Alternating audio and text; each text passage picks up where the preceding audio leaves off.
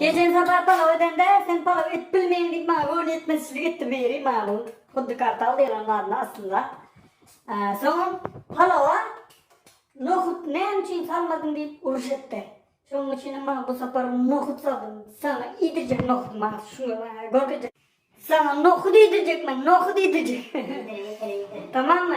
Salat ettin tayyar mı? Az içme. Evet. Vay maşallah maşallah. Bana birinci tayyar, nohudum tayyar. Hazır nohutlu palavamın tayyar yersin nasip olsa bir şey. Tamam mı? Tamam. Tamam mı dedim. Ha. Ha bu ikinci lakamı kutu kartal. Kartal da yaşaydı herhalde.